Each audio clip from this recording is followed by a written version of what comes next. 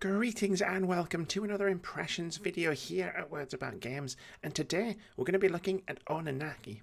Oninaki is the latest old school flavoured JRPG from Tokyo RPG Factory.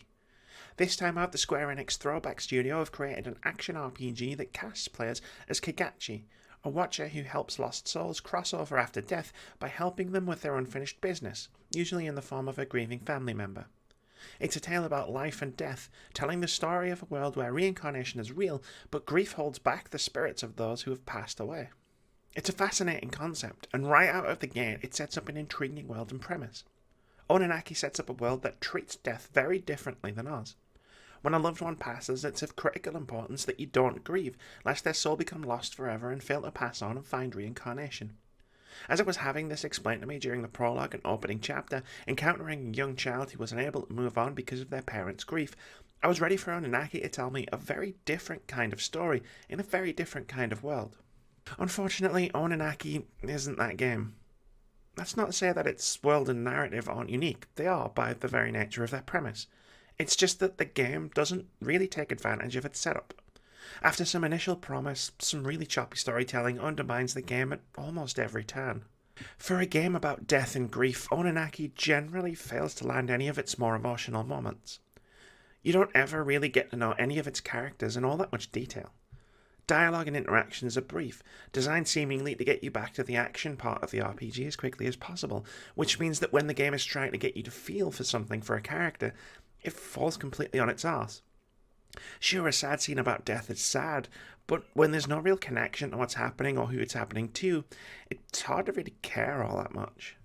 It's like the difference between a minor NPC death and a major character death. One sticks with you, and one feels sad for a moment before the moment passes, and you've largely forgotten about it.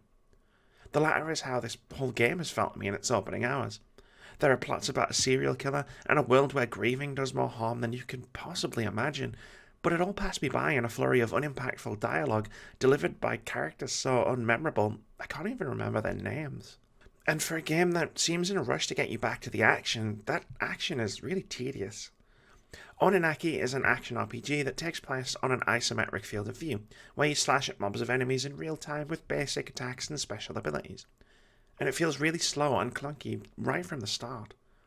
Even the most basic enemies are sponges. Swinging your sword is painfully slow, and attacks are weightless, like you're swinging at thin air as opposed to an actual enemy. Fighting is just brutally dull. I found myself mashing X for a few hours, circle strafing enemies whenever one of their highly telegraphed attacks was incoming. Oninaki gives you plenty of options for dodging depending on the demon you have equipped, but none of them are actually useful for dodging. My first demon had a dash that was actively useless, especially after I found that just walking out of the way of an enemy's attack was 100% more effective. Demons, the one really interesting sounding part of combat, fall flat as well. Oninaki is a JRPG without classes. Instead you find and equip demons, each with their own loadouts and playstyles. The idea is that you can switch between them on the fly, changing your fighting style depending on the situation and adapting to your circumstances. One issue that rears its head almost immediately is that any new demon you find starts out at level 1. You can level up demons by unlocking new abilities and buffs from a skill tree, but when you find a new one, they're completely unleveled, meaning you'll need to grind out some levels before they become effective enough to actually be getting on with, an issue that I can only imagine is exponentially more problematic the further into the game you progress. Imagine unlocking some new abilities with your currently equipped demon before a boss fight, only to find a brand new one whose dodge is critical for surviving the encounter, but who is underpowered otherwise. And, like combat itself, switching between them is too slow to do effectively in an actual fight. And I can't even imagine grinding levels in Oninaki. Exploration is dull, the enemies you fight aren't particularly inspired, and fighting them feels like a chore. Each map has two versions, the normal world and the one beyond the veil, and occasionally you'll need to kill an enemy in the real world to keep exploring beyond. Except enemies are literally copy-pasted between the two. The same enemies that are in one place exist in the other. Even if you kill a mob in the real world, they've got a double beyond the veil and vice versa. It's a missed opportunity, especially when you factor in that a lot of enemies tend to be reskinned later down the line. Oninaki is a game that showed a lot of potential in its premise, world, and demon system, but none of it is particularly executed well. Both the premise and story feel wasted on dull characters and rushed interactions. What could have been a fascinating story about life and death in a unique setting is instead an unmemorable slog. The slower plot and combat mechanics and poorly thought out leveling system don't help, making Oninaki feel like a dull time no matter what you're doing.